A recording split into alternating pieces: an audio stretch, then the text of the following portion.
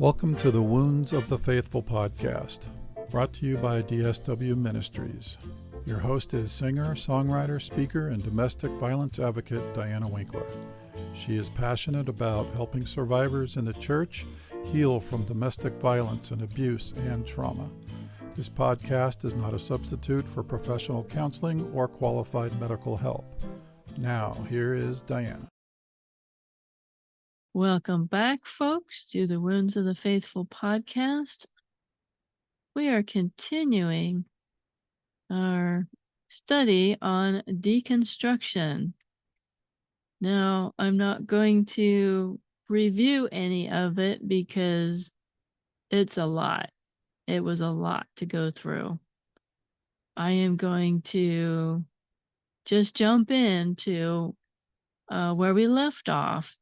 Well, basically, deconstruction is when you've gone through trauma or abuse and you decide that you do not want to go to church anymore, you don't want to pray anymore, you don't want to read your Bible anymore, you don't want to be around Christians, you don't want anything to do with God or religion. And so we've been talking about that. I need you to listen to the first episode to continue on with this one because you'll miss out on a lot of important things that we've talked about. And we're going to talk about some more stuff today. So I'm not going to get into any housekeeping for today. We're just going to jump right into our podcast of deconstruction. And then next week, we're going to do reconstruction. How to build back up your faith after, how to examine what you believe to reconstruct your faith and your belief system. Probably a more healthy belief system than where you came from. So let's get on with the show. Let's jump in to our topic today. Where were we on my list? Okay, so I was listening to Wayne Stiles' podcast this previous week. He's been going through Leviticus, which if you haven't heard that series, he does an excellent job of explaining Leviticus, which is a very challenging book because they get to Leviticus and they give up, or their eyes just glaze over. Anyway, he was talking about people who had been in their faith because Christianity claims that Jesus is the only way to heaven. Oh, you should be inclusive of all the other religions. Don't all these paths go to heaven? It depends on your definition of heaven. We already talked about hell. So let's talk about heaven. What is your definition of heaven? If your definition of heaven is that it's a place, it's a country club up in the sky, that's going to affect your perspective. If heaven is a place without suffering, okay, you're getting closer. If heaven is the little angels with the harps and St. Peter with the gates and your dog and your cat's there and all your friends are there. I don't know if my dogs and cats are going to be there. I hope so. Is your idea of heaven being with Jesus, being with God? Yeah. That's more like it. Heaven is being in the presence of God and those that are redeemed of the Lord. So it's more like church, except church without sin. Being in the presence of God, it's also about worship. We are going to worship before the throne forever. And this is a controversial thing to say, but if you look at Jesus, and you look at the other gods, they don't have the same attributes. They don't have the same characteristics. They don't have salvation by grace. You have to do all these tasks to get to heaven, their version of heaven. You study religion. I have studied many religions as a requirement when I was in school, because I would knock on people's doors and I would talk to them about Jesus. And I had a coworker who was Hindu, and we'd talk about Christianity, and she said, "Oh yeah, I believe in Jesus, but I also have all these other gods up here." The Hindus, they have a cabinet of little statues of their gods. At least she did anyway. And she was more than happy to add Jesus to her collection of other gods. No, you need to put away those other gods and worship Jesus alone. She wasn't willing to do that. And we had a relationship, so there were no hard feelings. We were having a conversation and sharing and talking. She has to make her own choice. But as far as, I'm not going to believe in Christianity because it's not inclusive. We have a conscience that's put into our souls. We do know right and wrong. And we know that there's a God. Every culture on this planet has some idea of a deity or a life after this one. There isn't one culture that doesn't have this. And you'll say to me, what about the heathen in Africa? Or what about someone that's never heard of Jesus? I really like what Wayne Stiles said about this very thing. We have heathen here in the United States. We don't have to go to Africa or the Amazon. We have people all over the world that are heathen, that don't believe in the name of Jesus, or they don't have access to a church, or they've never heard the name Jesus. So God holds us responsible for the knowledge that we do know. God gives us certain revelation and we accept it. Then God gives us more. And you hear different people's salvation stories, or when they came to know the Lord Jesus, oh, their stories are different methods of coming to Christ, which is fascinating and beautiful. But you also hear of stories that they were given an opportunity and they rejected it. We send missionaries all over the world now. We have the technology to fly anywhere in the world. We have radios. We have the internet. You may have heard of Elizabeth Elliot and Jim Elliot, who went to the Auca Indians in, I believe it was Ecuador.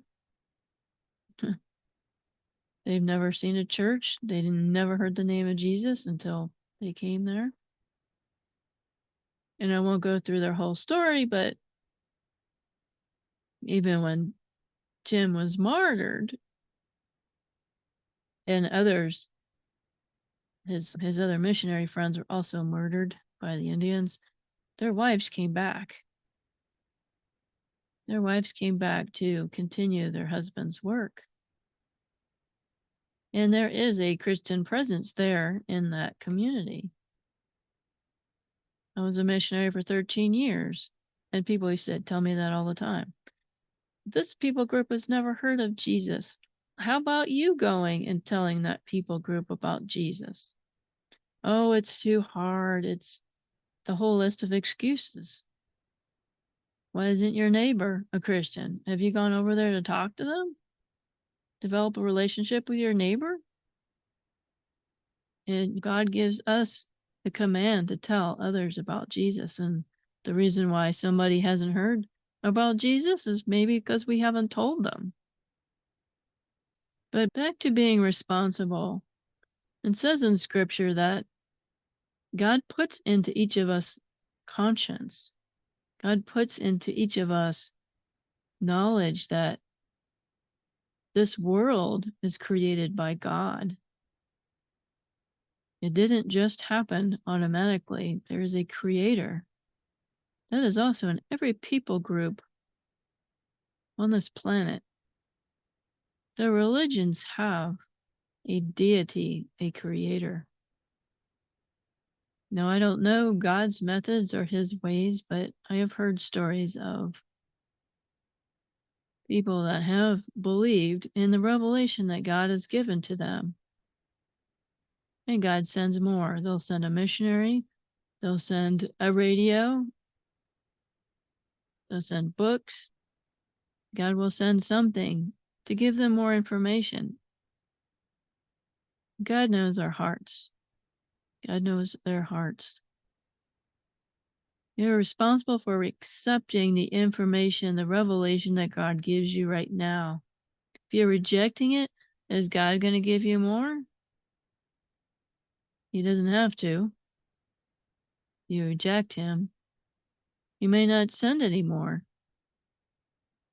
I accepted Christ pretty much the first time that I've heard the gospel, the true gospel. I had a lot of questions and I demanded answers for them, but I accepted it because God reached out to me. I'm grateful. But we worry about the heathen in Africa when we have people in our own communities that we haven't reached. Are we responsible for their decisions? No. But hey, you got an event at your church? Invite them over. Have a coffee with them. Have some dessert with them. Invite them over for dinner. You don't have to beat them over the head with the Bible. It's just, hey, is there anything I can do to pray for you? Anything you need prayer about? Can I bring you some meals? Can I babysit your kids? Can I help fix your bicycle? Find something to develop a relationship with somebody. My neighbor down the street, she's not a believer here in my community where we've got LDS wards, a ward probably every mile around us. So she has been inundated with being proselytized and she doesn't like it. I'm not going to beat her over the head with Bible verses because I don't want her to be turned off and us to lose our relationship. But I kind of do a little bit of breadcrumbs. We talk about some of the topics in the world and what do you think of that? And I'm praying that there will be an opportunity that I'll be able to give her a gospel presentation and that she would accept it. But right now, I'm a friend to her. I'm a neighbor. And she is a good friend. Anyway, I'm getting off kilter, but is Jesus the only way? I believe that Jesus is the only way. I don't believe that Christianity as a religious system is the way. The church isn't the way. It's Jesus as a person, as God. That's who I believe is the way. And I believe he is the way because of his attributes that he has demonstrated. Love and acceptance and sacrificial love, dying for us on the cross, rising from the dead. There isn't any God out there that rose from the dead. All the religions, Buddha and all the leaders of all these religions you can research, they don't rise from the dead. They haven't. Jesus is the only one that's risen from the dead. And it comes down to you praying, asking God to show himself to you, the real God to show himself to you. He will if you ask him. He will if you're looking for it. Sometimes there's all these signs around and we're not paying attention or not looking. Oh, God is trying to reach us and tell us something. The reason why I'm a Christian and not a LDS or Mormon is because I don't believe in the God that they follow. And you say, but they're the same God. No, if you do a bit of research, you will see that the God that the Mormons worship is not the same God as Orthodox Christianity. I'm not going to get into all that. You can do your own research. Same with Jehovah's Witness. Other cults out there, other religions are all works based. And what are we going to do with our sin? Sin separates us from God. That is a fundamental truth there. God is holy. That means he can't have sin in his presence. And I'm getting into the doctrinal weeds again, but Jesus is the only one that is offered to take your place. You can be in these other religions and you can try your hardest to follow the rules, but you're never going to attain what some of the religions call as enlightenment or nirvana or becoming gods. That is a Mormon belief that you become a god and you populate your own planet. Do I believe in religious freedom? Yes, I do. Jesus did not force himself on anybody. Am I going to share the gospel, the truth as I see? Yes, I'm going to share the gospel when I get the opportunity. Am I going to do it in kindness? Yes. Am I going to push it on somebody? No. I'm not going to push my beliefs on somebody because God has to show you the way. God has to reach out to you and show you the truth. Some people aren't ready. Just like when we're abuse survivors and we're hesitant on leaving our abuser, we can't see another life out there. We can't see past the life that we're entrenched in. There's no way out. When you get out of that, you realize, boy, my friends have been trying to tell me to get out of that relationship for how long? And my family's been telling me and I wasn't listening. It's because you weren't ready. And there are people in this world that we're going to share Jesus with and they're not ready. But again, you make a relationship with them. Show them that you care about them as a person. They're not just a convert. You're not just trying to get a convert. When I was in New Jersey planning a church, we were knocking on doors. I was part of this soul winning club. And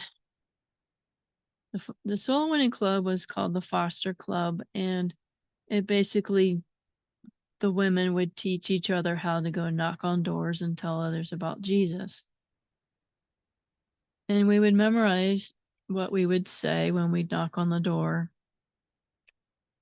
Looking back, I remember a lot of things about that program, that it was about getting that convert. Because we'd have a little spiel to memorize to get ourselves into the door and to get them to say the prayer. And looking back, it was like no one cared if they weren't sincere about praying a prayer. They just wanted to be able to go back to the church and say, I led somebody else to Jesus today. Would that person come to church? No.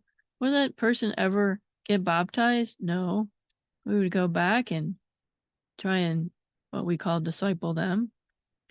And they wouldn't answer the door. You know why? Because we were going in there. We were probably forcing the gospel on them, not giving them a choice, and they would just say they were a believer or say the prayer just so they could get us to leave. That has happened. Yes, I quote unquote, led 50 people to the Lord in 1 year. That was a lot for me. But none of them came back to church. None of them got baptized, which baptizing doesn't save anybody. Baptism is a show to the rest of the world that what had happened on the inside, that you believe in Jesus for salvation. So they never came to church to get baptized. We never saw them again. Were those people really saved? I don't know. Only God knows their hearts. But I'm a lot more wiser now when I try and talk to people, give them choices, back off when there's resistance. It's not my job to save people, it's God's job.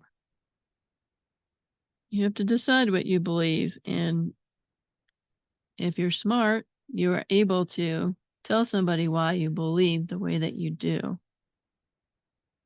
You're able to back it up. I believe that Jesus is the way because he has demonstrated that to me through experience throughout my life with other people. I believe in my heart that he is the Son of God. You may disagree with me. And that is your right to. But I tell people, especially when we're talking about heaven, and the idea that everybody should get to go to heaven. That is true if you think it's a country club. Yeah, everybody should, after they die, go to heaven, the country club. That's where everybody goes. If you believe Christian version of heaven, which is heaven is the being in the presence of Jesus, being in the presence of God and everything that is holy. Why would you want to go to heaven if you don't believe in Jesus? If you don't believe in the Christian God? If you don't like going to church? If you don't like being around Christians?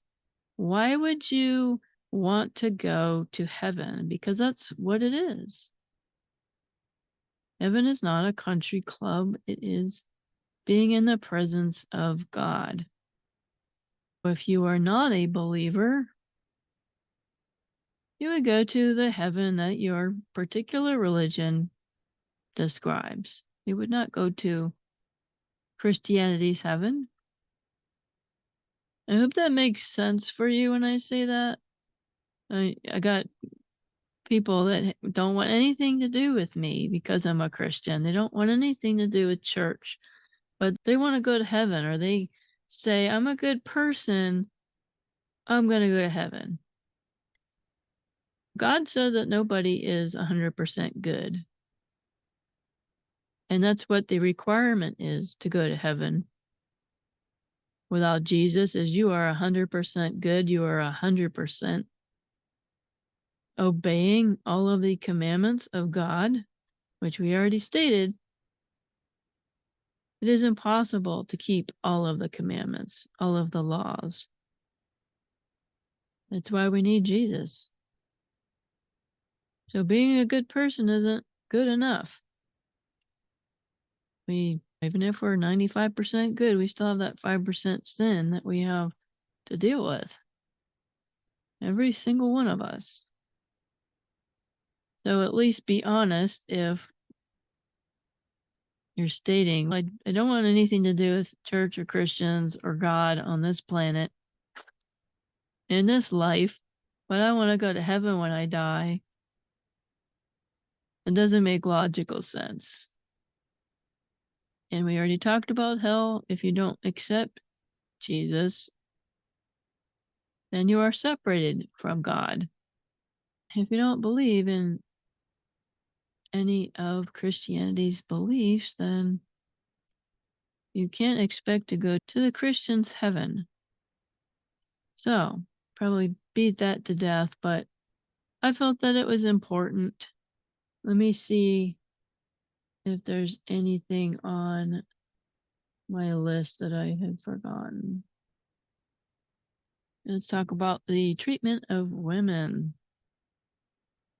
I'm not going to be a Christian anymore. I'm going to leave the church and have nothing to do with God because the church and the Bible condone poor treatment of women. The church treats women terribly. And that is very true about the church. The churches that I've been a part of definitely treat women as a lesser part of creation.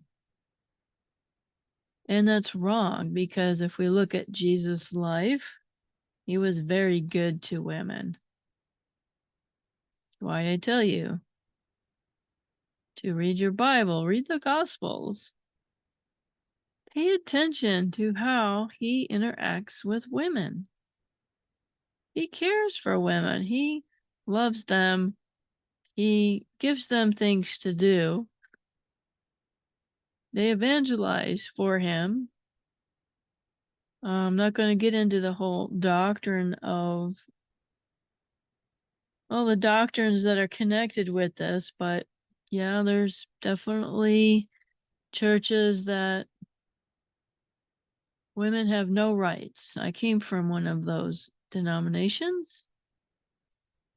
Women are only good for birthing babies and meeting the sexual needs of their husband. That is their existence.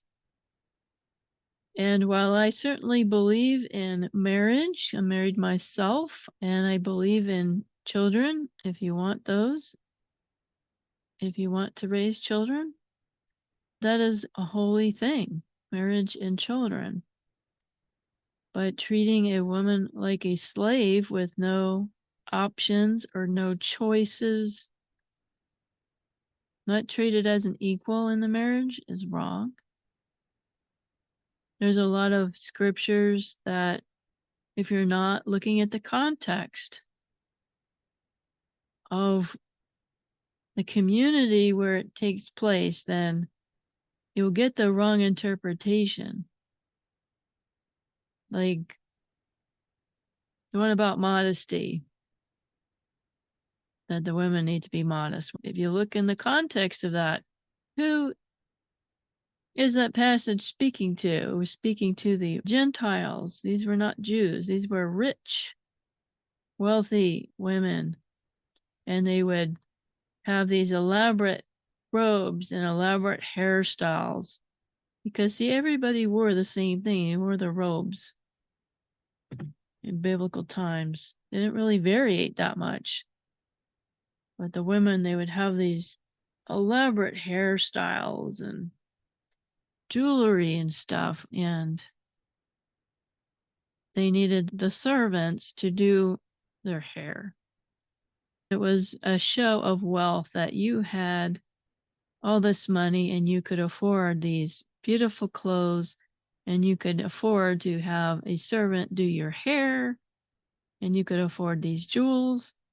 It was a showing off of wealth. It had nothing to do with how much skin was shown or wearing pants or wearing shorts. It was everybody wore pretty much the same type of outfit with a few variations, but I don't want to go off in the weeds here, but the best thing to look for in the Bible is to look at Jesus and how he treated women. And whether you believe that a woman can be a pastor or not, jury's still out on that as far as my research, but I do believe that women should be an equal partner in the marriage. They should have leadership positions. They can be evangelists. They can have leadership positions over men. We already did the study on Deborah. Please go back and listen to that episode if you haven't. Deborah and JL. Women have been given spiritual tasks to do over men, even. And so I've never heard a sermon on Deborah in the churches that I was a part of. Never heard it in Bible studies, nothing. But there are many women in the Bible that prophesied and evangelized and all sorts of wonderful things. And there are some churches out there that treat women as equals, and they understand that women have a ministry. God gives them a ministry to do. Our church that I go to, it's wonderful. It's very empowering for women. We have our head pastor, Kyle. He's been on the show twice. We haven't talked about women's issues, but our church is really good because we have women in leadership, in prominent leadership positions. We have Becky, who's in charge of our children's ministry. We have a woman in charge of our teens. We have a woman in charge of our music ministry. Yeah, we have a couple women in charge of our women's ministries. And they do a fantastic job. Now, they're under the pastoral authority of Kyle. He is the head pastor. They have a plurality of leadership. And many churches have that set up where we have a plurality of leadership. So everyone submits to one another. Nobody is isolated by themselves. Nobody has all the power. Everybody can use their gifts that God's given them to serve in the church without, somebody being offended or things to go wrong. We are a team. We all have our gifts to use in the church. And there are churches out there. So don't leave your faith because of being a part of a church that treats women like garbage, like second-class citizens with no say in their lives at all. There's a lot more I can say on that, on submission of women and stuff. I had a really hard time with submission in my marriage because it's like I was abused. And if you were abused in your marriage, it's really hard to understand submission in marriage. And going into the weeds here, we have what's called egalitarian marriages and we have complementarian. You might hear that a lot. Egalitarian is that you're both equals in the marriage and you both make the decisions together. That is the kind of marriage that I have with Brian. I don't tell him what to do, and he definitely doesn't tell me what to do. We care and we love each other. We respect one another. And that's a healthy marriage. Leadership is not telling people what to do. It's inspiring people to do their greatest, their best, using their gifts. A leader is a servant. If you're a head of a household, you are a servant. So if you believe in complementarianism, which is the husband is the head of the home and the wife submits to the husband and the children submit to the husband and the husband submits to God. I believe that to a certain extent, but a woman has a direct line to God. She does not have to go through her husband. She is a believer. She has access to God directly. I want to make sure that you know that because I hear that a lot. It is on Twitter, and it's disgusting. A woman can find the will of God and for her own life by seeking God directly. I don't have a problem with complementarianism as long as the husband is serving his family and not telling them what to do. I have no problem with complementarianism if the wife is included in all of the decisions. I don't have trouble with complementarianism if it is a loving and respectful environment. I'm not fighting that at all. Most marriages are very toxic with the husband being authoritative that affect the family without getting together with the family and talking about it. That's wrong. Your children, what you do affects your children's lives, like moving to another state. I know a pastor that I served under, this was years ago, used to, at the drop of a hat, he would pack up his stuff and he would say, God's calling me to such and such a place. And the wife had no say in it. The children had no say in it whatsoever. And they would pack up their stuff and they would go to this other place that supposedly God told him to go to. And this would happen many times. Or the husband would go and buy a car and he didn't ask his wife, what kind of car would you like? What color do you prefer? Or do you want heated seats or whatever? He would just go out and buy a car and bring it home and, oh, I bought a car with our money, dear. And my ex-husband did the same thing to me, although it was not a luxurious car. It was a clunker. It was a clunker. You couldn't lock the car from the inside. And it's one of those with the seatbelt that goes across, almost choking you, hanging you. And there was like wires in the back of the seat.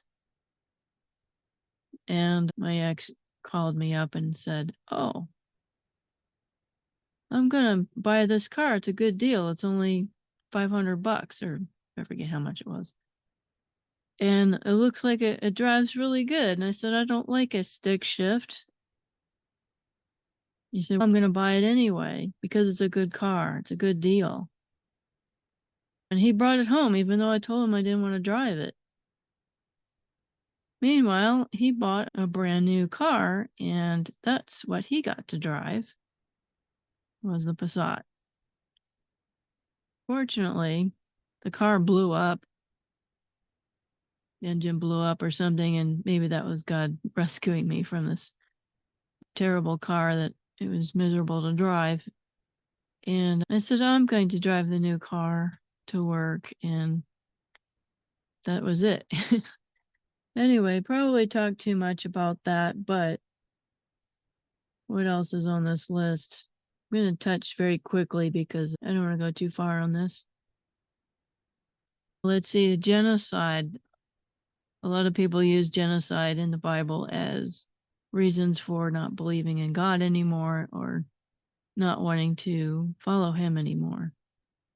And we have gone through some of those studies here on the podcast, some of which I have explained some of them as best as I could. Genocide, a lot of it was war. War is horrible. We have wars now. Every society on our planet has had war. And you want to avoid war if at all possible, because horrible things happen. Sometimes you have to go to war to fight for your freedoms. So the United States, of course, independence from Great Britain at the time. Many people died. Many horrible things were done in the name of war and trying to separate from a country we no longer wanted to be ruled over. In the Bible, the biggest thing that God didn't tolerate was idolatry. And the Canaanites, those were the people that lived in the land. where Israel was supposed to go. They inherited the land God gave them, and there were people in that land. Now, these people did not want to live with the Israelites. They did not want to live with the Israelites in peace. They had their own gods, and their religious practices were evil, sacrificing their children to the god Moloch. We've talked about this before. They would build altars to all of these gods, and there were other practices that they had that I won't get into because I've gone through those in other podcasts, but one of them was cult prostitution was a big deal. You were a temple prostitute in the pagan temples, fertility rites before the false gods. So God doesn't tolerate idolatry. He didn't tolerate Israel wanting to intermarry with these folks because they would adopt these customs of the surrounding nations. And so God would tell the Israelites to drive these people out of Canaan, out of the land of Israel. And sometimes they wouldn't drive them out. They would make them slaves, or they would do things like, I feel sorry for them, so we'll let them stay. We'll just let a few of them stay. And what happens is they wind up intermarrying with the other cultures. They would adopt these pagan practices, and they would not worship the one true God. And it's one sin that God doesn't tolerate. And he has a right to, as a creator, he has the right to expect his creation to worship him and only him. And a lot of times they would go to war with the neighboring nations. God would tell them to drive them out. Sometimes they were successful, but a lot of blood is shed on both sides. And you would probably say, genocide is wrong. I believe that's wrong. And the Israelites did not obey God, did not remove the people from the area, but instead intermarried.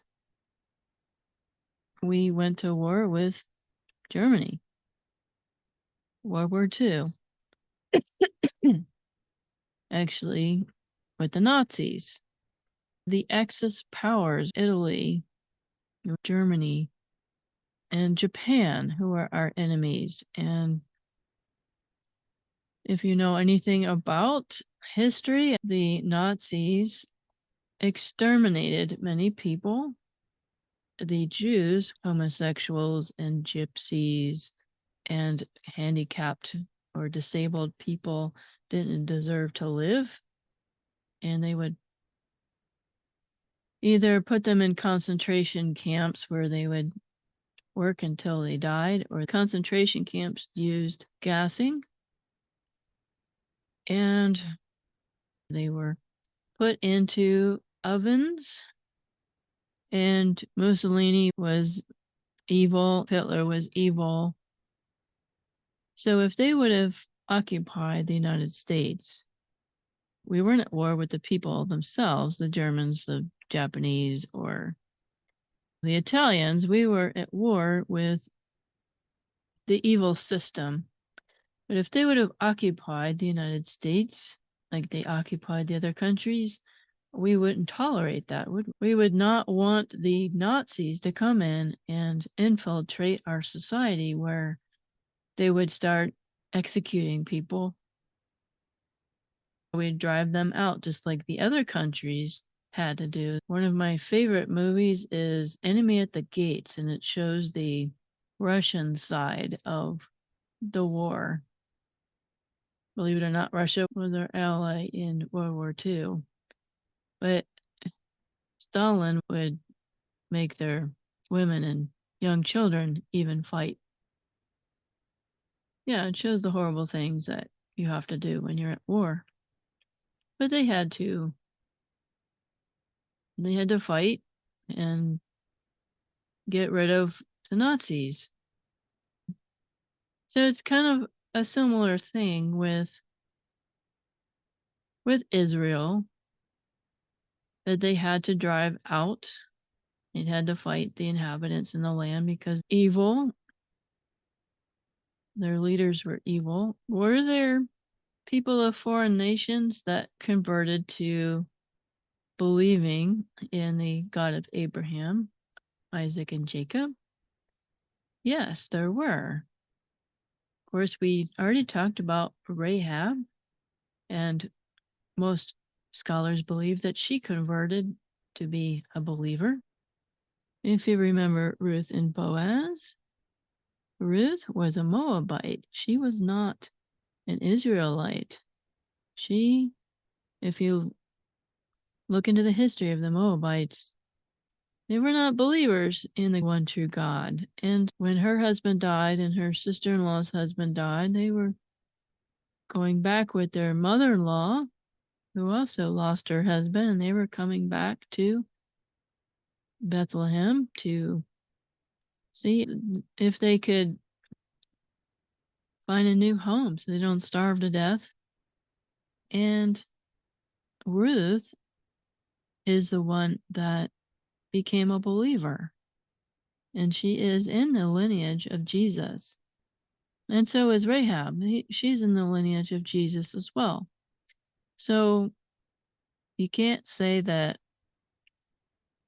God's against all of the people that are in other nations. God isn't against other nations, but God wants them to believe in Him as Creator God. Genocide is not a good thing. There's plenty of genocide going on right now in our world. There's plenty of genocide in our history, some horrible things that human beings have done to one another. That is not a reason to stop believing in God. That is not a reason to abandon your faith, because this world is, because of the fall of creation and sin in the world, that's what comes with it. Even my ancestors, the Cherokee, have been almost exterminated by the colonists. But one last thing that I will probably say is against nationalism. We have a lot of nationalism going on in Christian circles. I'm not going to get political here, but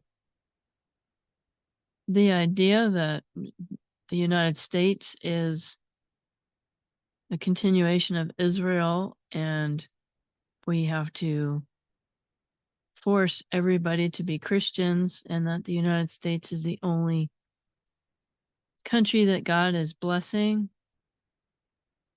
There's a lot of arrogance going on that, hey, God bless the United States and this is a Christian nation and we're supposed to force everybody to believe. I think Jesus changed all that we're supposed to evangelize the Gentiles. Jesus reached the Israelites, his own people, in the beginning when he came to this earth. The Jews had first go. They got first right of receiving that salvation because they were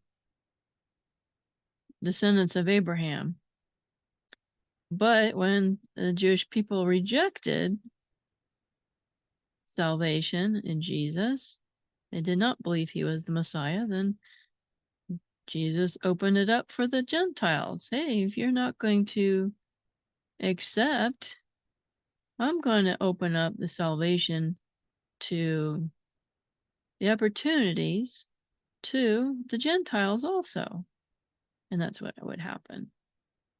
Many Gentiles believed, as you can see in the Gospels, in the Pauline epistles. I am a Gentile. My husband's a Gentile, so I'm very grateful that it did not have to be a Jew to be saved, but anyway, nationalism. But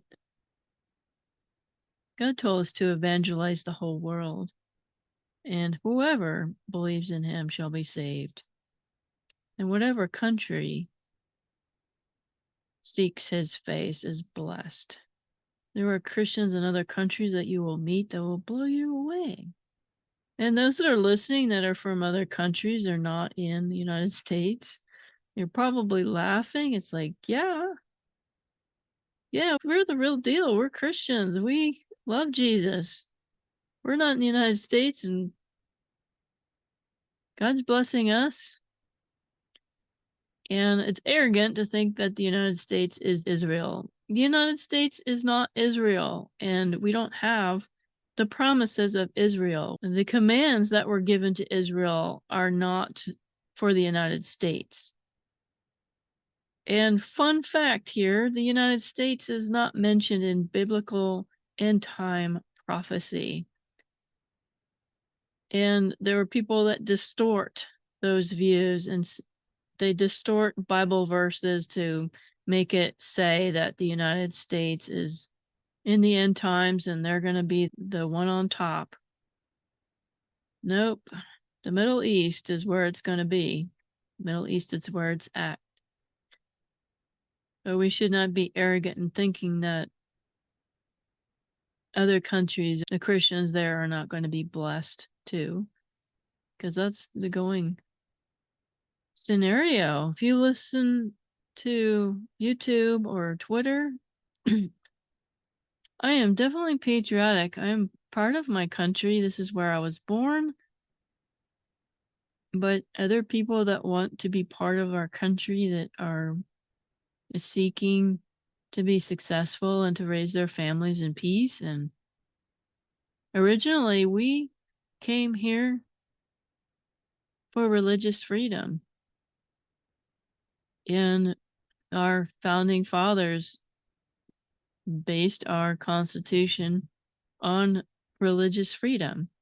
So it's really wrong to say the only religious freedom we can have is Christianity. Although I believe Christianity to be true, we each have conscience before God to make our own choice. Jesus didn't force himself on people to believe. And so you can't yell at the ones that are here that want to have religious freedom. Now, if you're here causing trouble or being a criminal or blowing stuff up or doing terrible things, yeah, I don't think you should be a part of this country. You coming here to raise your family, be part of our society, yeah, you're welcome. I'm very proud of being an American, but I have to curb that when I'm around other people, and especially when I go traveling to other countries. We've done some traveling, not a whole lot, but I have to be careful in comparing everything to the United States, because other countries have their wonderful things about their culture. Although those things may be different than ours, we need to respect those. Although I'm very proud of my country and glad to be an American, I know it's not a perfect country, and there's a lot that we need to answer for and be accountable for and apologize for, and things we need to stop. But I know people that they're talking about Trump, and there's this fight between Trump and the Biden crowd, or the Republicans against the Democrats, and just stop. Both parties are terrible. Both parties are sinful. Both parties have their flaws, their sins, and both parties have evil people in their midst. I'm not going to get too much into that because I don't do politics on this show. I don't let my guests do politics on this show, but we should not abandon our faith or refuse to have anything to do with one another on whatever side we're on because of certain beliefs. Try and be understanding on the other person's viewpoint. For example, the abortion issue is huge right now. And I consider myself pro-life.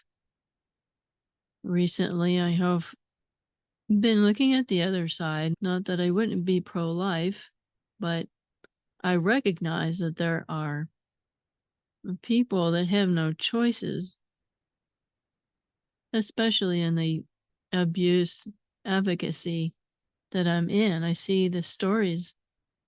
I see the realities of these women that have gone through such atrocities, and they had very few resources or options. And they chose to get an abortion.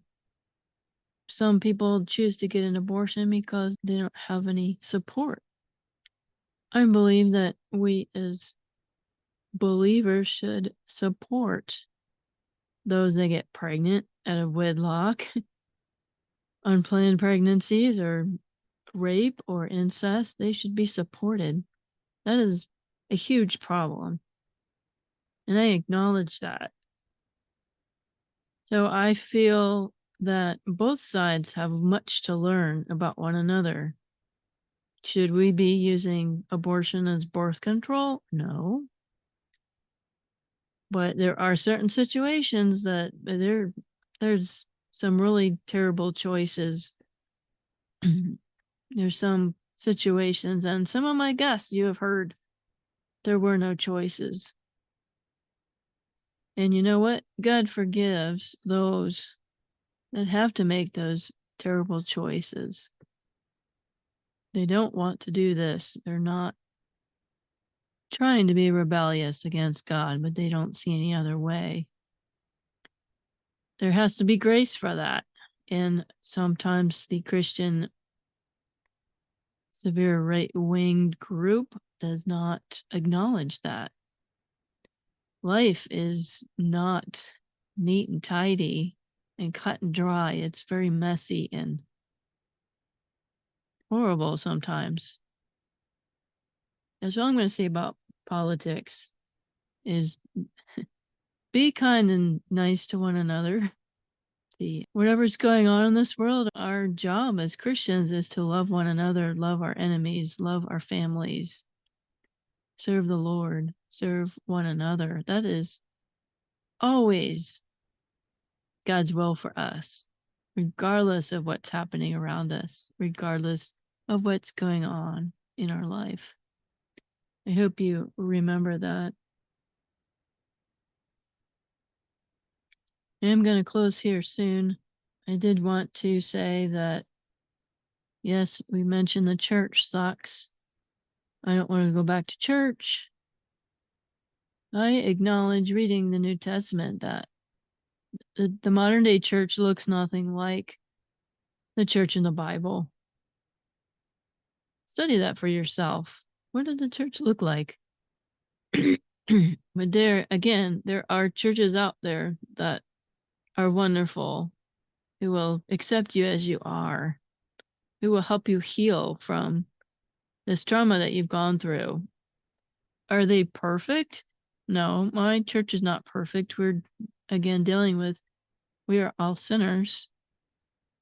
We're all human beings. We can choose to love one another, or we can choose not to. Hopefully, you will be brave and get out there and look for a church and it might take some time, but get out there and look for a church that is accepting. I think the only other thing on my list here was evolution versus creationism. I'm just going to say very briefly, I was raised Catholic and we were taught creationism going to Catholic school. Then I went to public school and I was taught evolution from the 4th grade until I graduated high school. And then when I went to Bible college, all they taught was creationism. And there was a time when I would have defended creationism to the death. Again, by getting out of my bubble and realizing that, acknowledging that there are sometimes variation within belief systems. Evolution is a belief system. Creationism is a belief system. You know why? Because none of us were there. We just take the evidence that's given to us and we create a belief system out of that. Sometimes evolutionism and creationism are mixed together. And so when I was going through high school, I definitely believed in evolution, the Big Bang, and the Darwinism, and Lucy the Missing Link, and the Australopithecines, Forainus Africanus. Yes, I'm very well versed in that. Had anthropology and science. We had science classes. Looking back, I understand now that there were Christians that believed in a mix of the two. I had a science teacher in high school, and she was a Christian. She was in charge of our Christian after school group. Yes, back in those days, you could have Christian after school groups. Try doing that now. And I asked her because she said that she believes in evolution, but she's also a Christian. And so she opened up the scriptures, and of course, she goes through the beginning verses of Genesis. And she said, I believe that God started all of this, that He made the changes along the way. And I know that's very simplified, but we're learning more about science, and I don't want to discredit science and real science, not the belief system of evolution, but actual science. But there are some legitimate things about creationism that I hold to. I do believe in a young earth. I do believe that God created this earth. Do I argue with people on that? No. Because other Christians have been able to defend their position with scripture for evolution. I'm not going to die on that hill, and you shouldn't either. You should not let creationism and evolutionism, the theories, stop you from believing in a God that loves you. What I have pretty much told people that ask me, I don't have a problem with evolution as long as you believe that God started the Big Bang, or God is the one that did the natural selection. And there's a lot of holes in that argument. I know that. But I'm not going to argue with people about it, because no one is going to go to hell or be separated from the Lord because they didn't believe in creationism. There's a lot we don't know about this world, and we are probably going to find out a lot more later. But I tell folks, the important part is that you believe that God is involved in this process. Yes, we're in a fallen world, and maybe that's part of it too. But macroevolution is that we came from nothing. I don't believe we came from nothing. God created us. I believe there was a flood, because every culture in this world has a story of the flood. We're not going to get into the weeds on that. I am looking at other scientific things. But all in all, it's God is in this process. He has a plan and purpose for the people of this world, for you and me. But anyway, that's all I'm going to say about that. Is in your deconstruction, don't throw God out. The next episode, we're going to talk about Reconstructionism more in detail. So if this episode has been helpful to you, please share it with somebody that you care about, somebody that needs to hear this information, that needs this encouragement, that God still loves them and cares for them regardless, and has a plan for their life. And all hope is not lost. There is hope in the real Jesus, the real God. And so I'm going to end today. And we will see you next week. God bless you. Thanks for listening. Bye for now. Thank you for listening to the Wounds of the Faithful podcast. If this episode has been helpful to you, please hit the subscribe button and tell a friend. You can connect with us at dswministries.org, where you'll find our blog along with our Facebook, Twitter, and our YouTube channel links. Hope to see you next week.